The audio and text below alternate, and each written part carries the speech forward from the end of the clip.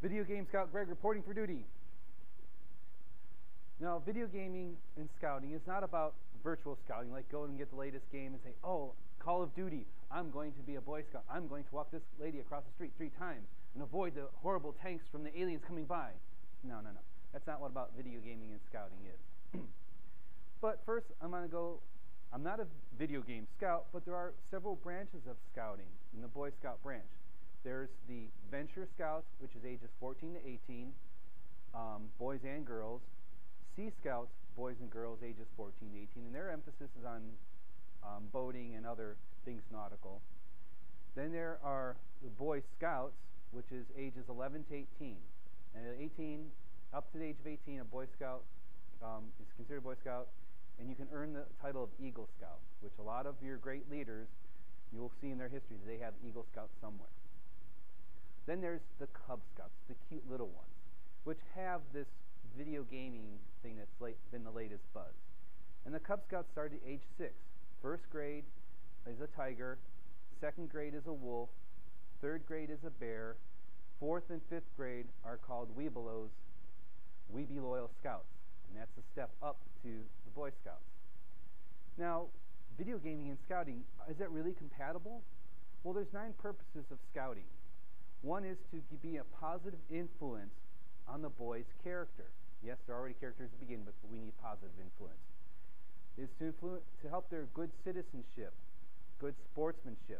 We've seen basketball players jump into the stands to fight someone because they got beer spilled on them. That's not sportsmanship.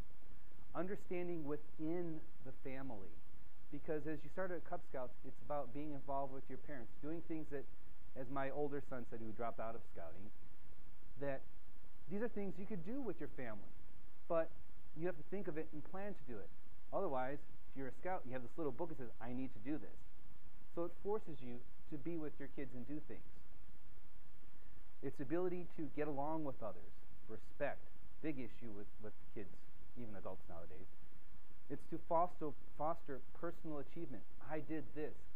Some kids just don't, oh yeah, I did this, yeah. So it's trying to encourage them. Yes, I got 50 badges. Also to do one's best. That's what we always hear about scouting, is to do your best. Because if you only do it halfway, then you don't know if you could have done it better. And if you did do your best, maybe you could have helped someone, made a difference in someone's life.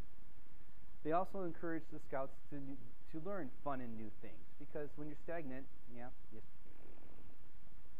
And lastly, to prepare them for Boy Scouts. So in addition to the advancement in ranks, tiger, cub, wolf, bear, through Boy Scouts, we have these academics programs and sports programs that they can earn belt loops and pins. Once again, personal achievement.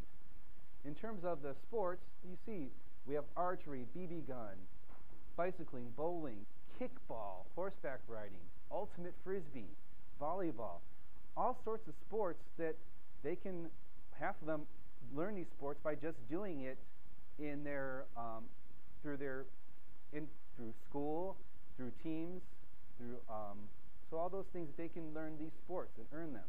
So sometimes you don't have to go out of the way to learn the sports. On the academic side, we have stuff that they could learn in school, but as we can see, art, that's something you can learn in school. Chess, that's not necessarily a school thing, but it's also good for the development of the person. And lately, last year, they added disabilities awareness. That helps show respect for the others around us, and also to understand, why does this person have to walk with this cane or the scooter? Family travel, good manners. What kid doesn't need to learn about manners, especially little boys? Map and compass, so they know where they're going. That makes sense. It's part of scouting. Mathematics, nutrition, pet care, reading and writing. I'm not sure. I didn't look into what part of reading and writing this enhances, but they should be learning in school, but obviously there's something special about reading and writing they should know. Science, weather, wildlife conservation, and video games. So, video games, what does that have to do with being a well-rounded child? Well, in order to earn any of these badges, loops or pins, let me explain. A belt loop is, in any of these categories, there are three requirements that you need to, three competencies that you need to demonstrate to get the belt loop, which is the first one. But the more difficult one is the pin.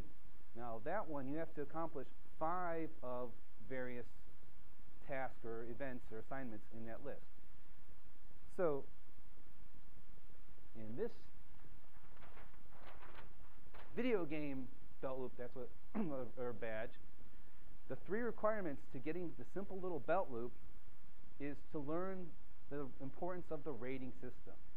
Yes, the kid can't live on E games forever. Sometimes we'll have to move up to teen games and stay away from those M games.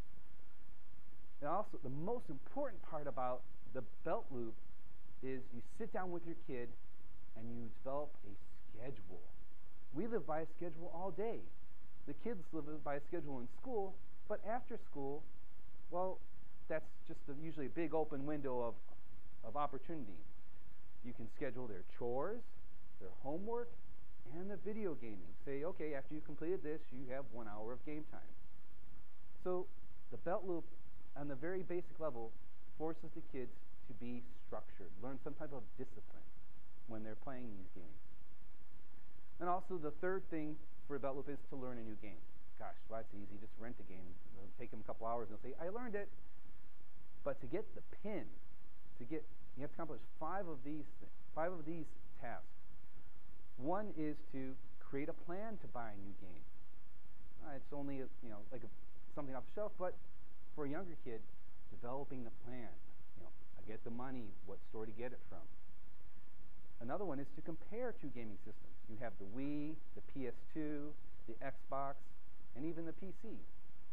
So you ask them to compare 2 of them, find out the advantages and disadvantages of the system.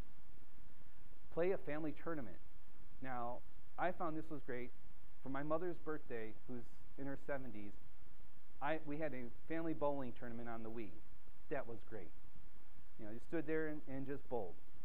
Another way is to teach another how to play a game. Share 5 tips with someone else about that game. Play a game to help learn your math, your spelling, something academic. To price a game, where's the best place to buy it? And the last one is to install the system. That could be scary, but my kids have no problem hooking up to the big HD TV we have and moving it from one house to another. So this proliferation of gaming in our society, we need discipline, because without this, gaming will prevent the growth of our children. It will continue to de-evolve society as we know it.